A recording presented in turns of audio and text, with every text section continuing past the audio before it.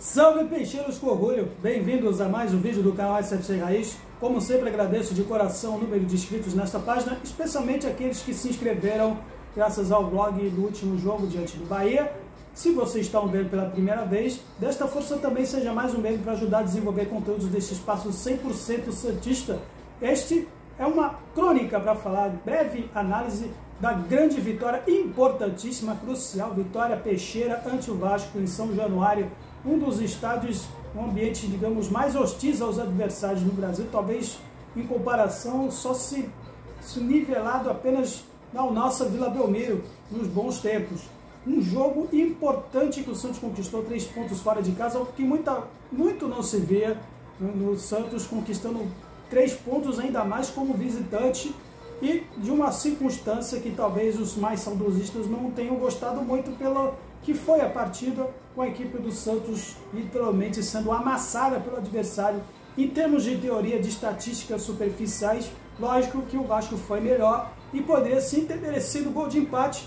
Entretanto, não dá para se desmerecer esse grande feito que o Santos conquistou longe dos domínios do estádio Urbano Caldeira. Jogar aí pelo grau de dificuldade que vamos enfrentar o restante desta temporada. Até agora enfrentamos Atlético Mineiro, América Mineiro, Cruzeiro, Bahia e na quinta rodada o Vasco. E o próximo jogo, inclusive, será contra o, lógico, o famoso time da tia Leila, agraciado por anos e que vem sendo aí uma pedra no sapato desde algum tempo atrás, desde a final da Libertadores, que vai ser na semana que vem. Mas antes disso, no meio da semana, teremos mais um jogo diante do Bahia, desta vez pelo primeiro confronto pela Copa do Brasil, e que com certeza será, talvez, meias apostas bem diferente do que foi no jogo do outro meio de semana, na qual nós saímos felizes com o placar de 3-0.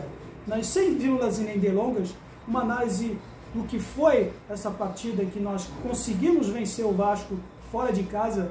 A equipe do Odair Helma hoje, posso dizer, algumas lições para se tomar do que foi essa partida, finalmente abraçou, incorporou o estilo de jogo completamente diferente que ele tentou, ou pelo menos tentou esboçar no quesito de posse de bola, com aquela equipe do DNA ofensivo, aquele saudosista que torcedores gostariam de ver com a equipe jogando bonito. Hoje, com as circunstâncias que pesam contra nós, com esse elenco nivelado para baixo, é bem preferível hoje, numa situação em que a gente pelo menos ganhe 3 pontos fora de casa jogando feio, do que tentar levar posse de bola, coisa que acontecia desde a temporada de treinadores anteriores e que o Odair herdou, e que finalmente parece que ele está conseguindo se livrar um pouco, dado aí o que ele tem na mão. E de uma maneira necessária, porque todo torcedor do Santos que se preze hoje é mais torcendo para a equipe lutar para não cair pela terceira vez no ano seguido numa Série A, tanto no estadual quanto no brasileiro, do que propriamente ter umas aspirações melhores do que, por exemplo, se classificar para uma Copa Libertadores do ano que vem, ou a mesmo disputar título. Pode ser que se surja, né? Mas o momento é de ser um pouco mais realista ainda. É um momento que a gente tem que ter um pouquinho de análise fria dentro desse time que tem na mão, e hoje o Santos abriu mão disso, né? Conseguiu pelo menos assumir que não pode ficar tendo posse de bola sem saber o que fazer com ela. Então, o que resta é fazer, por exemplo, tendo um pouco de posse de bola que tem, ser eficiente. É o que está acontecendo agora com, por exemplo, o David Washington, um menino de 17 anos que está tendo aí uma personalidade de veterano.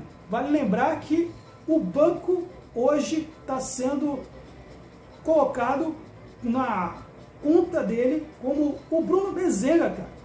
É mesmo, Bruno Mezenga. Esse rapaz tem literalmente a metade exata da idade do Bruno Mezenga, que veio com esforço de baseado do Água Santa, que tem 34 anos exatos.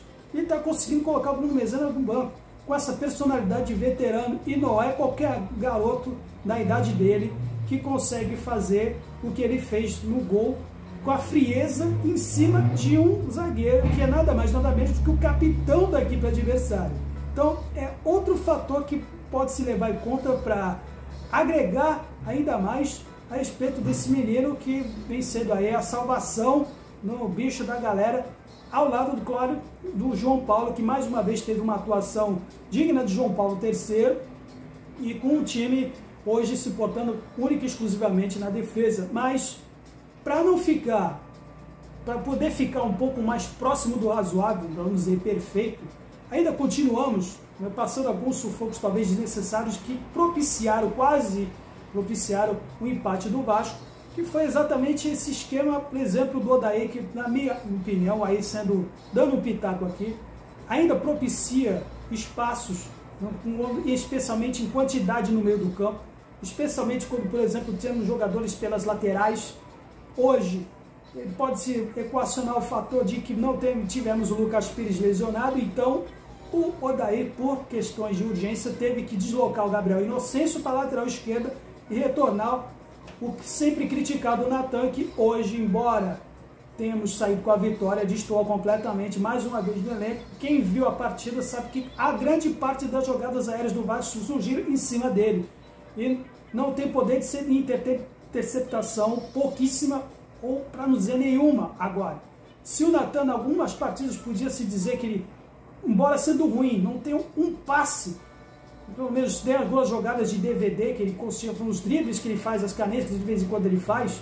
Hoje nem isso ele pode se dizer que ele teve durante a partida, porque foi uma negação total e todas as bolas ele pedia no lance do lado dele. E outro lado, também o Gabriel Inocêncio esforçado, embora teria a cobertura, respectivamente, do Lucas Braga e do Ângelo, do lado do Natan. Ainda temos esse problema quando, por exemplo, tivermos uma equipe de qualidade que propicia, né, números no meio do campo, e a gente tem os nossos meios tentando que cobrir as laterais, a gente vai sair sempre em desvantagem pelas jogadas de meio.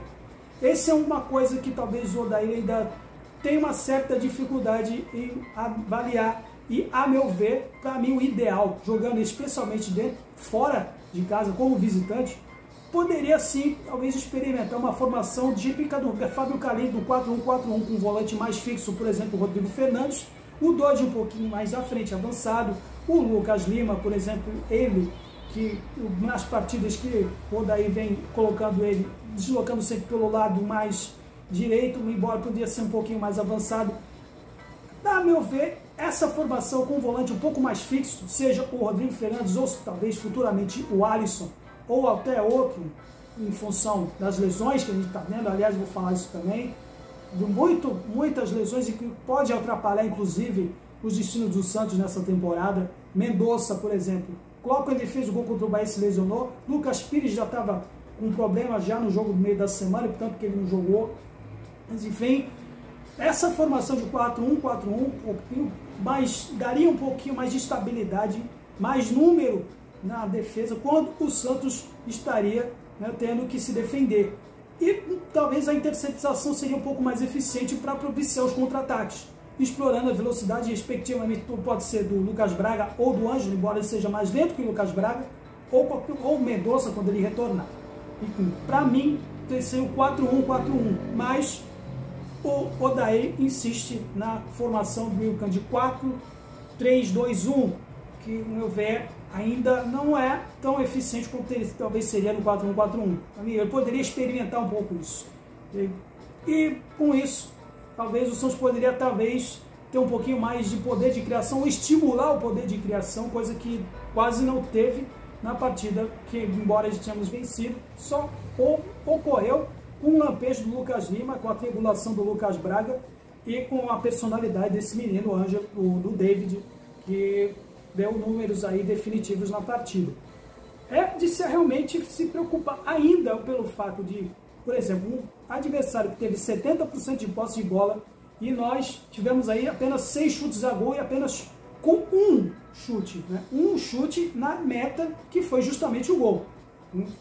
É de se assustar para quem você vê as estatísticas depois. Porque se a gente, por exemplo, enfrentar agora o próximo adversário no Brasileirão, que certamente é bem tecnicamente superior ao Vasco, como é o caso do Palmeiras, especialmente nas bolas aéreas, que embora a gente não tenha tomado gol, mas foi graças ao João Paulo que a gente não tomou o gol de empate, podia ter tomado 3 ou 2 gols, não fosse a atuação fantástica dele.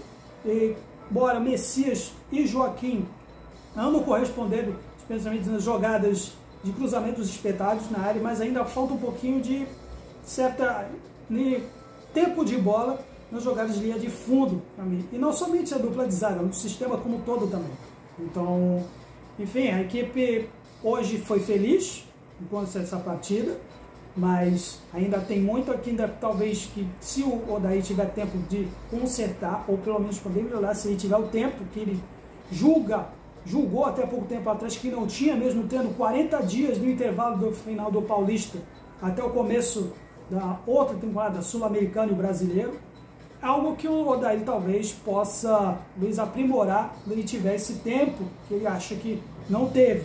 Mas individualmente falando dos jogadores, já falei do Natan e da dupla de zaga, agora do nosso meio, que foi imposto por Rodrigo Fernandes e Dodi, especialmente o Rodrigo Fernandes, que quase pôs tudo a perder no fim da partida, um pênalti que poderia ter sido pênalti se fosse certos adversários agraciados pelo VAR, por exemplo, se fosse o atual time do São Paulo, e com certeza o lance que ele teve aquela dividida na área teria sido pênalti, Rodrigo Fernandes, né? É algo que precisa tomar muita atenção, porque não vai ser sempre que, de repente, podemos encontrar árbitros que usem os critérios realmente como se deve fazer durante o jogo, durante a partida, né? Jogamos com o Rodrigo Fernandes hoje, podíamos ter jogado, bom, o Camacho estava lesionado, é algo que também ele pode ter como tomar cuidado, embora ele hoje, em comparação com o Rodrigo Fernandes, seria uma melhor opção para entrar, mas ele saiu lesionado. Outro fator da lesão que também pode prejudicar o Santos, e acho que o nosso departamento médico precisa ficar esperto com relação a essas lesões, que vão acontecer, crônicas, vão acontecer, e talvez a gente tenha essa certeza de a gente formar um grupo coeso, né, de ter um banco disposto a suprir as ausências de uns e outros quando isso acontecer. Por exemplo, o caso do Lucas Barbosa, esse, por exemplo, esforçado, a torcida critica muito que ele não consegue, talvez ele não consiga dominar uma bola, mas ele é voluntarioso. É um cara que, quando precisar, ele vai auxiliar no meio com o ataque e vai, com certeza, tem potencial ofensivo, junto que ele é um dos artilheiros desse time, Lucas Barbosa. Então, não dá para se ignorar também o potencial dele, embora, lógico, seja limitado.